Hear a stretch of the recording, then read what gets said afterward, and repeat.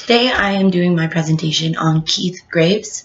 He's an author and illustrator. He actually illustrates pretty much all of his own work. He's known as he calls it kooky writer. To me that just means kind of crazy, different, creative. He was born in 1959 in New Orleans. Now he lives in Texas with his wife, Nancy, and his twins, Max and Emma. Growing up, he wanted to be a pro sports player, all sorts of things, a movie star, things that people, always want to be when they're younger. And instead, he became a writer and illustrator. With that, he was always very creative, always drawing as a child. He says that he's probably drawn 6 billion different monsters with one eye just from being interested in drawing. And his inspiration, he thinks, is his grandfather. His grandfather was very different and kooky. He would tell him bedtime stories every night, and it always had to do with him going possum hunting with his brother. And when they went possum hunting, they'd see the possum, and then all of a sudden the story went crazy. Like different animals, creatures, monsters, stuff like that would come up in the story, and every night it was different. So he got a lot of his inspiration from his grandpa. A few big books that he has done is Chicken Big, which I'm going to read to you today, Puppy, and Pet Boy. Those are the big ones, but he has a ton. So yeah, this is Chicken Big.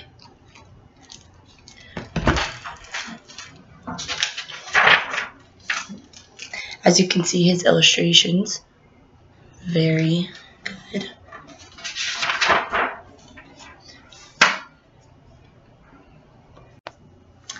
Alright, on a teeny little farm in an itty-bitty coop, a very small hen laid a big egg, humongous egg. The egg began to shake, the egg began to quake. Out popped a humongous chick.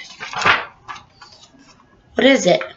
crowed the little rooster. "It's enormous," clucked the smaller chicken. "It's big," clucked the small chicken. "It's an elephant," peeped the smallest chicken. "He's too big to stay in our itty-bitty coop," crowed the little rooster. "Much, much too big," clucked the small chicken. "He'll break the floor," clucked the small chicken.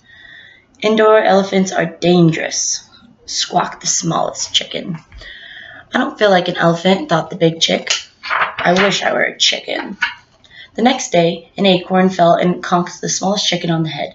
"The sky is falling," she peeped. "Run for your lives."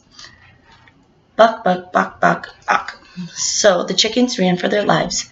"Don't worry," said the big, humongous chick. "It's only an acorn. They're actually quite tasty."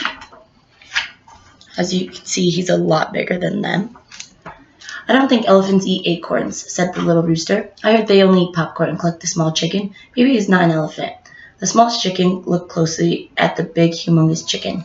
"Ah, my mistake," she peeped. "A squirrel?" thought the big, humongous chick.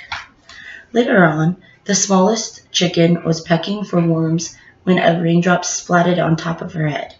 "The sky is leaking," she peeped. "We'll all drown. Run for our lives." And the chickens ran for their lives again. "Relax," said the big, humongous chick. "It's only rain. Come stand under my wings and you will stay dry." "I've never seen a squirrel do that," crowed the little rooster. "Not very squirrelish at all," clucked the small chicken. "Squirrels don't keep you dry in the rain," clucked the smaller chicken. "I see what you're saying," peeped the smallest chicken. "These are not bright chickens," thought the big chick. After a while, a chilly wind began to blow. "Someone has put the world in the refrigerator," peeped the smallest chicken. "We're all going to freeze. Run for your lives." But they didn't get that far.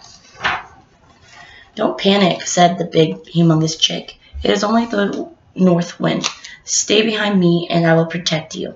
The chickens all felt much better. "An umbrella would have turned inside out in the wind," crowed the little rooster. "He's not an inside out as far as I can tell," clucked the small chicken. "I'm all warm and comfy now," clucked the smaller chicken. "Only one thing makes me feel this way," peeped the smallest chicken. "Plainly this fellow is a sweater." "This is getting ridiculous," thought the big, humongous chick.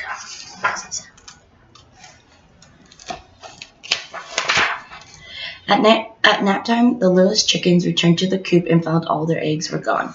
"We've been robbed," crowed the little rooster. "By an egg burglar," clucked the small chicken. "Woe is me," clucked the smaller chicken. The chickens all began to boo-hoo-hoo, but the big, humongous chick saw a sneaky red fox carrying the eggs into his den a mile away. Oh, no, you don't. With 3 giant hops, the big, humongous chicken caught up to the fox, just as he was about to make himself a scrambled egg supper. Yuck, said the fox. A hippopotamus. I don't think so, said the big, humongous chick, but you are a naughty thief. The frightened fox ran away with his tail between his legs, having lost all interest in poultry. That's the fox. In no time, the big chick was stomping back to the coop with no missing eggs. Our babies cried happy. Our hero, they all clucked. I knew all along, crowed the little rooster. He's no elephant. He's definitely not a squirrel, clucked the small chicken. Surely no umbrella, clucked the smaller chicken. He couldn't be a sweater, peeped the smallest chicken. Only one thing he could be, so smart, so kind, so warm, and so brave. Clearly he's a cow. No, shouted others, he's a chicken.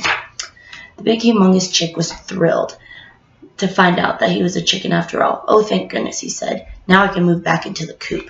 Actually, it's a rather small coop, crowded the little roosters. It's itty-bitty, clucked the small chicken. Teeny-weeny, clucked the smaller chicken. But we'll make room, peeped the smallest chicken. He still sounds like an elephant. Here's them all sleeping, him in the coop. The end. So, for my learning activity, I did one for older and then one for younger kids, and I based it not off the book but just about Keith Graves as an author in general.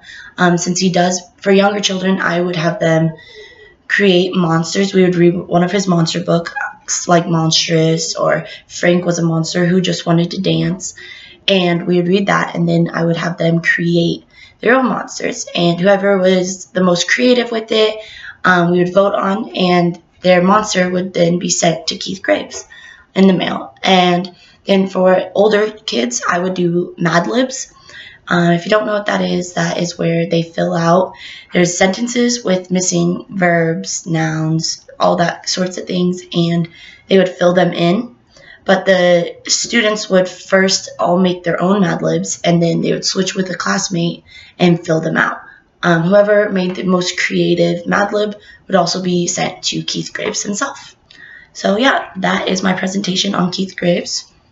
Chicken Big was the book I read to you, illustrated and written by Keith Graves.